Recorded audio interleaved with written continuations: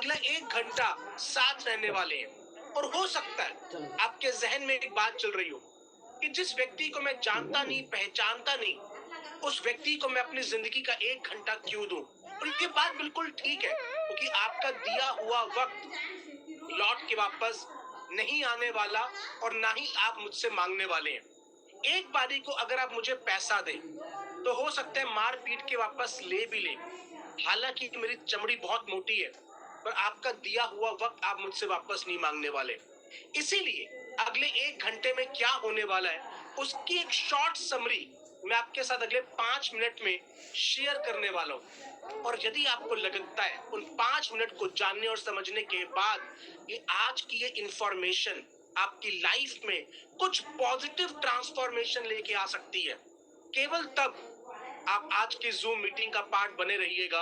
Otherwise आप अपने वक्त को किसी भी और जगह पर इन्वेस्ट कर सकते हैं।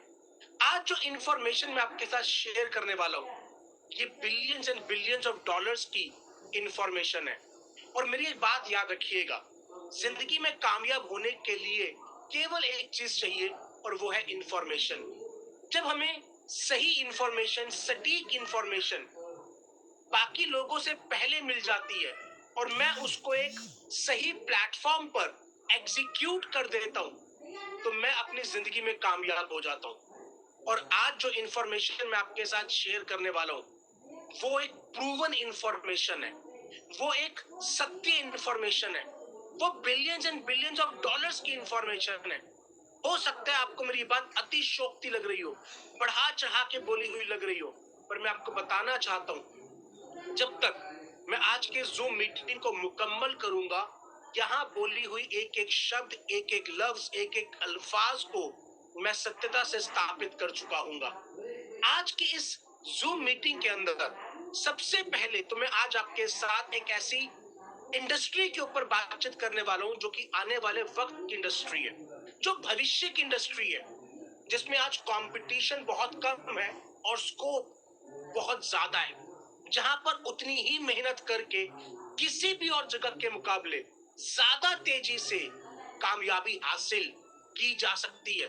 जिस इंडस्ट्री के बारे में आज बड़े बड़े मिलेनियर्स और बिलियनियर्स बड़ी उत्सुकता के साथ हर एक इंफॉर्मेशन पर पैनी नजर बना के रखे हुए हैं, मैं आज आपके साथ उस इंफॉर्मेशन के बारे में साझा करने वाला हूँ। और दूसरा जो अहम पहलू जिस पर मैं आपसे बातचीत करूंगा, मैं आज आपके साथ एक ऐसे प्रोजेक्ट के ऊपर भी डिस्कशन करने वाला हूं जो प्रोजेक्ट पिछले लगभग 4 सालों से इसी इंडस्ट्री का पार्ट है और जिसने एक कीर्तिमान स्थापित कर दिया है 100% सक्सेस रेशियो का, 100% सक्सेस रेशियो का। और ये बात मैं आज आपके सामने यहाँ पे साबित करूंगा।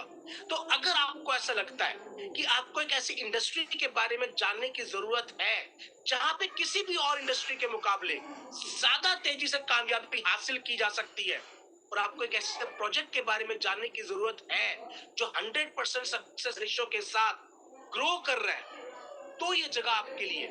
अगर ये दो चीजें आपको लगता है कि आपकी जिंदगी में, आपके परिवार की जिंदगी में, आपके सपनों के लिए कुछ अहम भूमिका निभा सकती है, तो ये जगह आपके लिए है। क्योंकि वैसे भी आज की जूम मीटिंग हर एक व्यक्ति के लिए नहीं है। हो सकता है मेरी बात किसी को तकलीफ दे लगे, पर आज की ये जूम मीटिंग कुछ खास, कुछ चुनिंदा लोगों के लिए रखी गई है। और आज की जूम मीटिंग को अटेंड करने के लिए 2 क्वालिफिकेशन क्राइटेरिया है। हालांकि मेरा दिल जानता है कि आप उस क्वालिफिकेशन क्राइटेरिया पे खरा उतरते होंगे, फिर भी ये मेरा फर्ज बन जाता है कि आपके समय का सम्मान करते हुए मैं आपके साथ उन दोनों क्वालिफिकेशन क्राइटेरिया को शेयर कर दूं। पहला जो क्वालिफिकेशन क्राइटेरिया है वो ये कि आप एक सकारात्मक रुख के व्यक्ति होने चाहिए। क्योंकि अगर आपको अपनी लाइफ में कुछ भी अच्छा होने की उम्मीद बची ही नहीं है, फिर ये जगह आपके लिए नहीं है। मैं इस बात को जान सकता हूँ, मान सकता हूँ, समझ सकता हूँ कि आपके साथ पास्ट में कुछ अप्रिय हुआ हो सकता है। कुछ छोटी सोच के लोगों ने, कुछ छोटी विजन की कंपनीज ने कुछ गड़बड़ियां करी हो सकती हैं।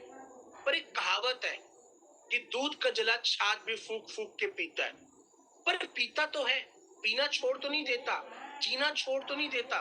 तो अगर आज भी आप अपने सपनों को लेके खड़े हैं और आप उनको आज भी हासिल करना चाहते हैं, तो ये जगह आपके लिए है। नंबर 2, आप अपनी जिंदगी में एक डिसीजन मेकर होने चाहिए, जो अपनी जिंदगी के अंदर सही वक्त पर सही तथ्यों को समझकर एक निर्णय ले सकता हो। और याद रखिएगा, मैं निर्णय की बात कर रहा हूँ, डिसीजन की बात कर रहा हूँ। डिसीजन यस और नो दोनों हो सकते हैं, पर वो फैक्ट्स के आधार पे होना चाहिए, वो तथ्यों के आधार पे होना चाहिए, क्योंकि फैक्ट्स कभी बदलते नहीं है, जबकि राय, ओपिनियन बदलती रहती है। जैसे कि अगर बात की जाए आज की तारीख में, हिंदुस्तान के प्रधानमंत्री हैं श्री नरेंद्र मोदी जी। अगर आज से 10 साल बाद भी बोला जाए कि फला फला तारीख को हिंदुस्तान के प्रधानमंत्री कौन थे, आज का रेफरेंस देते हुए, तो बोला जाएगा श्री नरेंद्र मोदी जी, क्योंकि ये फैक्ट है, ये बदलने वाला नहीं है।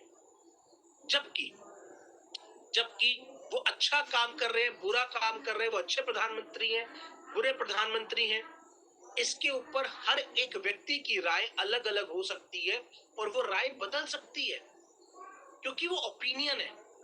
तो अगर आप अपनी जिंदगी में एक ऐसे व्यक्ति हैं जो फैक्ट्स के आधार पर डिसीजन लेते हैं, तो ये जगह आपके लिए है। तो चलिए फिर, अगर आप इस पॉइंट के बाद मेरे साथ आगे बढ़ रहे हैं, तो मैं ये मान के चल रहा हूं कि आपके अंदर ये दोनों क्वालिफिकेशन क्राइटेरिया है। तो फिर let's discover your next level with meter ITES। आगे बढ़ने से पहले मैं आपको एक लाइन में अपने बारे में बता देना चाहता हूँ। मेरा नाम अनुराग गेरा है, बाय क्वालिफिकेशन में एक MBA हूँ और मैं एक सेल्स और पर्सनल ब्रांडिंग कोच हूँ। मैं पिछले लगभग 3.5 सालों से मीटर ITES के साथ एज ट्रेनिंग पार्टनर एसोसिएटेड हूँ। मैं और मेरे मित्र मिस्टर वीरेंद्र साजवान मिलके यहाँ पे ट्रेनिंग की रूपरेखा को देखते हैं और जो भी IBIs यहाँ पे एसोसिएट होते हैं उसको इस इंडस्ट्री के बारे में और इस इंडस्ट्री में कैसे काम करना है उसके बारे में हम गाइड करते हैं।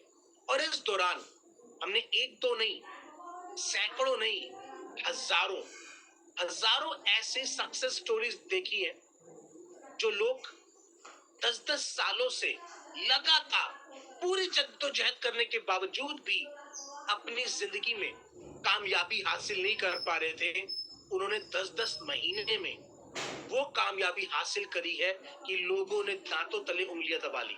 ऐसा क्या हुआ कि जो लोग बाकी जगह पे नाकामयाब थे वो यहाँ पे कामयाब हुए, और ऐसे एक दो नहीं, हजारों उदाहरण है।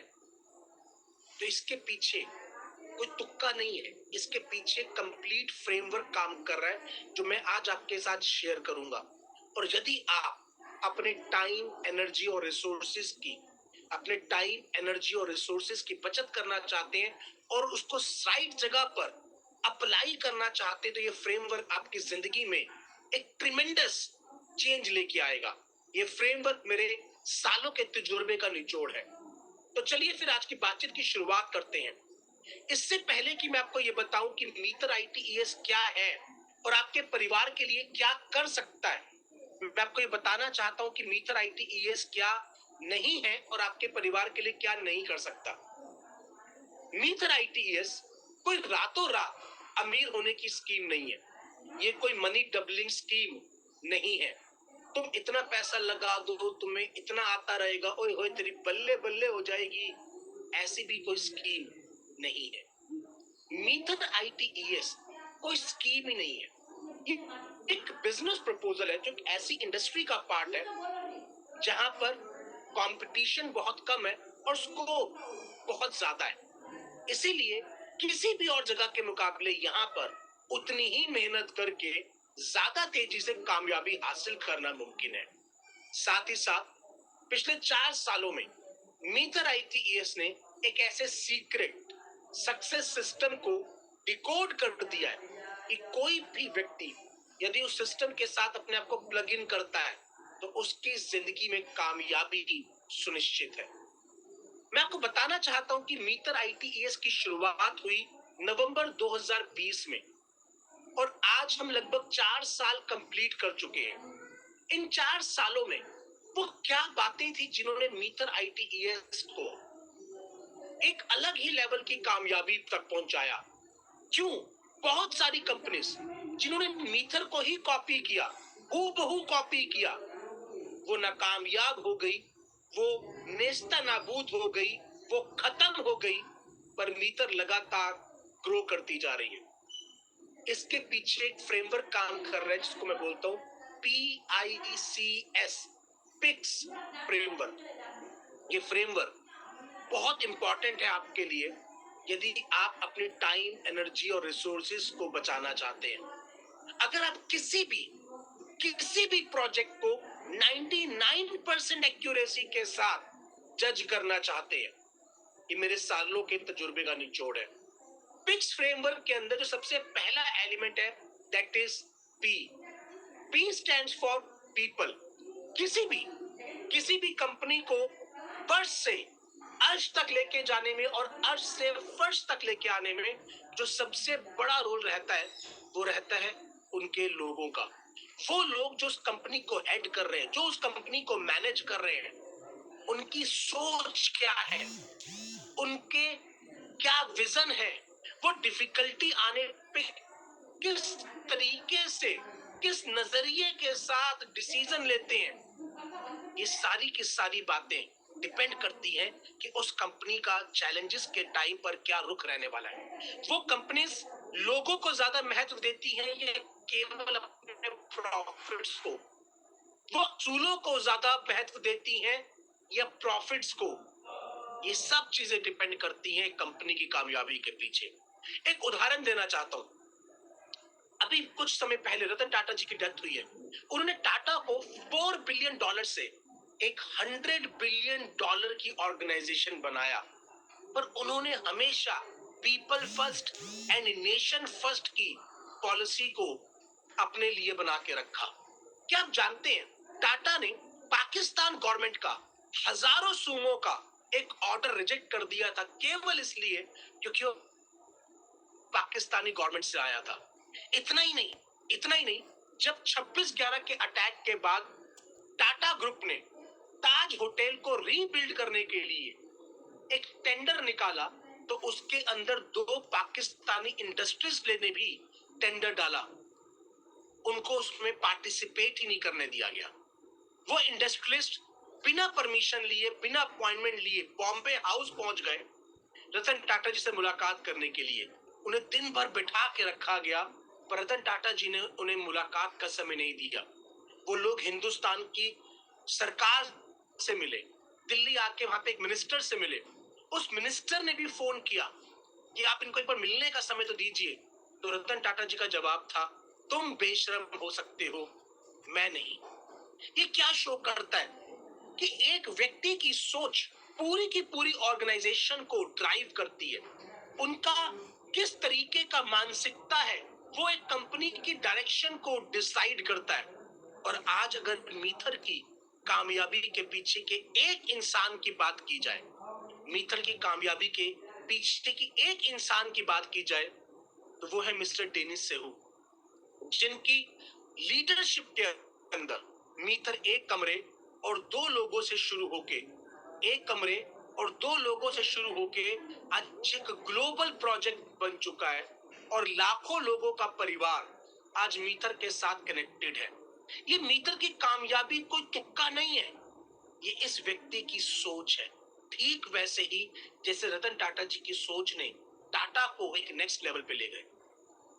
इस फ्रेमवर्क का जो दूसरा एलिमेंट आता है that is I stands for industry.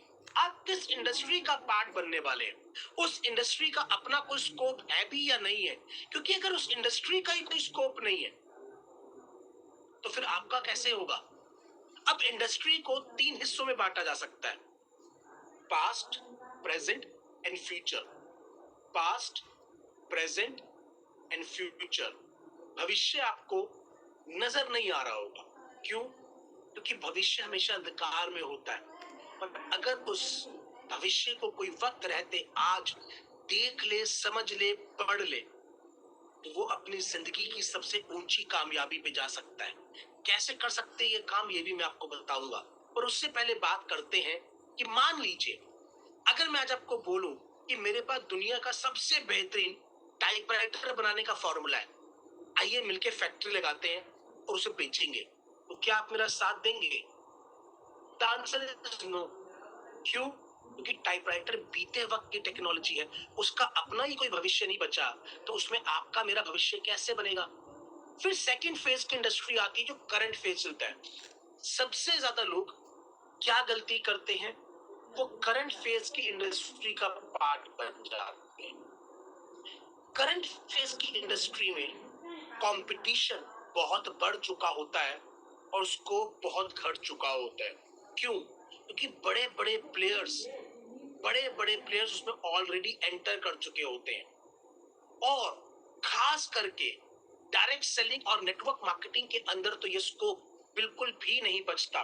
क्यों? क्योंकि 90% लोग केवल प्रोडक्ट को यूज करना चाहते हैं और उनके पास ऑलरेडी बहुत सारे ऑप्शंस अवेलेबल हो चुके होते हैं। आप किससे पूछिएगा, आज वेलनेस एक करंट फेज की इंडस्ट्री है, आप जाके किसी से पूछिएगा और अगर आप खुद उस इंडस्ट्री का पार्ट रहे होंगे तो आपको पता लगेगा आज एलोवेरा बेचना ज्यादा आसान है क्योंकि लोगों को उसके बारे में पता है। पर क्या आपको पता है आज एलोवेरा बेच के प्रॉफिट कमाना डायरेक्ट सेलिंग में बहुत मुश्किल है, क्योंकि बाबा रामदेव रोज सुबह 8 बजे इंडिया टीवी पे आते हैं, 25 बार पेट अंदर बाहर करते हैं ऐसे और कहते हैं जिससे ये ना हो रहा ना, मेरा एलोवेरा पी लो, और वो आपके बाजू वाली दुकान पे मिल रहा है। वो हमसे बड़े मीडियम पर हमसे सस्ते में प्रोडक्ट बेच रहे हैं, वो हमसे बड़ा ब्रांड है, तो कोई भी हमसे खरीदना पसंद ही नहीं करता। तो कहाँ पे आना चाहिए हमारे को? हमें जाना चाहिए भविष्य की इंडस्ट्री में, क्योंकि वहां पे कंपटीशन बहुत कम होता है और स्कोप बहुत ज्यादा होता है। पर हम कैसे आइडेंटिफाई करेंगे भविष्य की इंडस्ट्री को?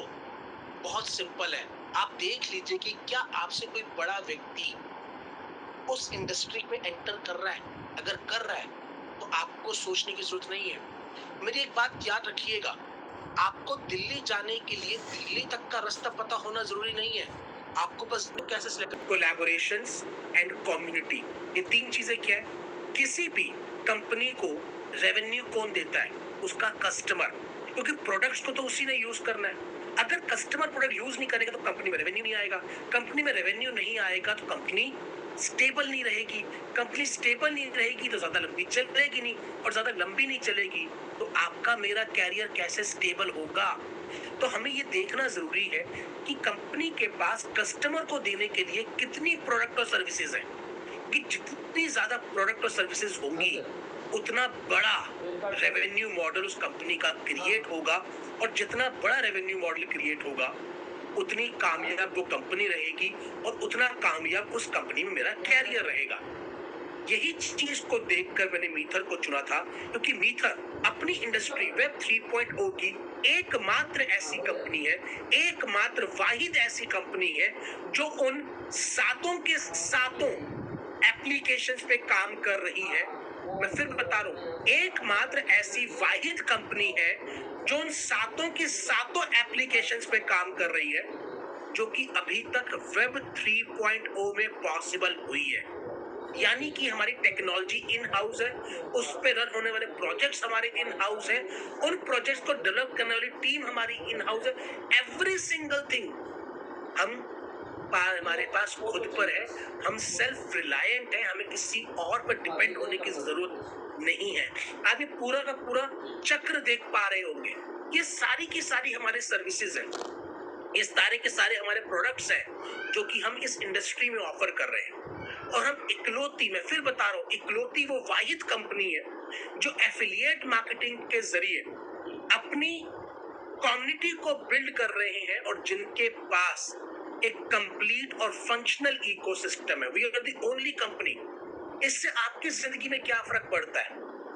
सबसे बड़ा फर्क पड़ता है सेफ्टी का, क्योंकि जब कंपनी के पास प्रोडक्ट और सर्विसेज ज्यादा है तो कंपनी के पास रेवेन्यू भी ज्यादा आएगा।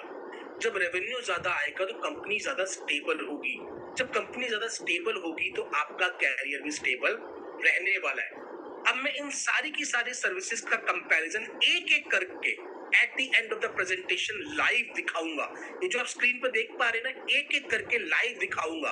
आप अभी के लिए बस इतना याद कर लीजिए, 5 और 2 7, 5 और 2 7 सर्विसेज अभी तक पॉसिबल हुई है, और उन सातों की सातों पर काम करने वाली इकलौती वाहिद कंपनी एफिलिएट मार्केटिंग में मीटर ITES है। बस इतना याद रखिएगा। अब सेकंड पार्ट आता है कोलैबोरेशन, और क्या आपके काम के बारे में डिफरेंट जगह पे पब्लिकेशंस हो रही है, बिकॉज गुड वर्क स्पीक्स, अच्छे काम की चर्चा होती है।